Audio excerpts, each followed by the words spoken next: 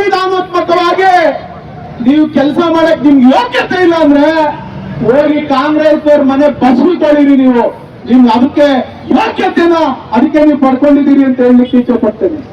ಹೋಗಿ ತೊಳಿರಿ ನೀವು, ಅವ್ರ ಮಕ್ಳು ಗುಂಡಿ ತೊಳಿರಿ ಹೋಗಿ. ಇಲ್ಲಾಕ್ರಿ ಪ್ರಜಾಪ್ರಭುತ್ವನ ಈ ಜಿಲ್ಲೆಯಲ್ಲಿ ಗಾಳಿ ತೂರ್ತಿರಲ್ರಿ. ನಿಮ್ಗೆ ಯಾರು ಹೇಳೋರು ಕೇಳೋರು ಇಲ್ಲ ಅಂತ ಅನ್ಕೊಂಡ್ಬಿಟ್ಟಿದ್ದೀರಾ?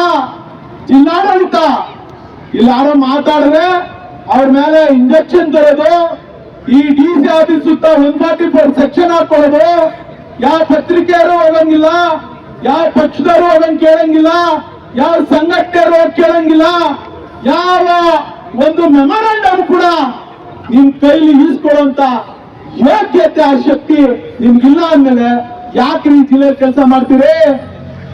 ಯಾಕೆ ಜಿಲ್ಲೆಯಲ್ಲಿ ಕೆಲಸ ಮಾಡ್ತೀರಿ? ಸರ್ಕಾರ ಸಂಬಳ ಕೊಡ್ತಾರೆ, ಅವ್ರ ಮನೆಯಲ್ಲ ವಾಚ್ಮನ್ ಕೆಲಸ ಮಾಡಿ, ಹೋಗಿ ಕೆಲಸ ಮಾಡ್ರಿ. ಇಂಥ ಭ್ರಷ್ಟ ಅಧಿಕಾರಿಗಳು ಎಲ್ಲಿವರೆಗೂ ಈ ಜಿಲ್ಲೆಯಲ್ಲಿ ಇರ್ತಾರೋ ಈ ತರ ನಮ್ಮ ಅಮಾಯಕರನ್ನ ಈ ತರ ಯಾಮಾರಿಸಿ ಕಳೆದ ಚುನಾವಣೆಯಲ್ಲಿ ನಮ್ಮನ್ನ ಯಾವ್ದೋ ಕಾರ್ಡ್ ಕೊಟ್ಬಿಟ್ಟು ಸೋಲ್ಸಿದ್ರಲ್ಲ, ಅದು ಮತ್ತೆ ರಿಪೀಟ್ ಆಗಕ್ ಆಗಲ್ಲ. ಕಳ್ಳ ಮತದಾನ ಸೇರಿಸ್ಕೋಬೇಕು, ಕಳ್ಳ ಮತದಾನ ಮಾಡಿಸ್ಕೋಬೇಕು, ನಾವು ಗೆಲ್ಬೇಕು ಅಂತ ಹೇಳಿ ಇವತ್ತು ನೀವು ಎಲ್ಲೋ ಕುತ್ಕೊಂಡು ತಾಲೀಮನ್ನ ಮಾಡಿ ದುಡ್ಡಿದೆ, ಎಲ್ಲ ಅಕ್ವಾಯ್ ದುಡ್ಡು, ಯಾರ್ದೋ ದುಡ್ಡು 15%, 20%, 30% ಕಮಿಷನ್ ಬರ್ತದೆ. ಆ ದುಡ್ಡ ಎಷ್ಟು ಬೇಕಾದ್ರೂ ಖರ್ಚು ಮಾಡೋಣ, ಚೆಲ್ಲೋಣ ಅಂತ ಹೇಳಿ ನಿಮ್ಮ ಯೋಗ್ಯತೆಗೆ ಇವತ್ತು ಈ ಜಿಲ್ಲೆಯಲ್ಲಿ ಏನ್ 3 ವರ್ಷದಿಂದ ಕಟ್ಟ ಹಾಕಿದ್ದೀರಿ ಅಂತ ಒಬ್ಬ ಸಾಮಾನ್ಯ ಕಾರ್ಯಕರ್ತ ಕೇಳಿದ್ರೆ ನಿಮ್ಗೆ ಹೇಳಲಿಕ್ಕೆ ಒಂದು ಪದನೂ ಕೂಡ ಇಲ್ಲ.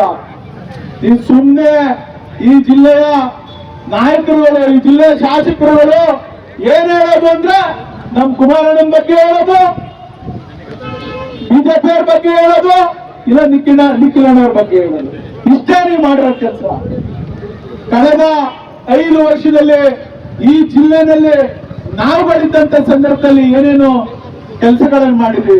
ಯಾವತ್ತು ಈ ತರ ಅಲ್ಕ ಕೆಲಸವನ್ನ ನಾವು ಆಡಳಿತದಲ್ಲಿ ಇದ್ದಾಗ ಮಾಡಲಿಲ್ಲ. ಇವತ್ತು ನಿಮ್ಮ ಜಿಲ್ಲಾಡಳಿತಕ್ಕೆ ಎಚ್ಚರಿಕೆ ಕೊಡ್ತಾ ಇದ್ದೀವಿ. ನಾವು ಇವತ್ತೇನೋ ಬಂದು ಇಲ್ಲಿ ಭಾಷಣ ಮಾಡಿ ನಿಖಿಲಣ್ಣ ನೇತೃತ್ವದಲ್ಲಿ ಹೋಗೋರಲ್ಲ.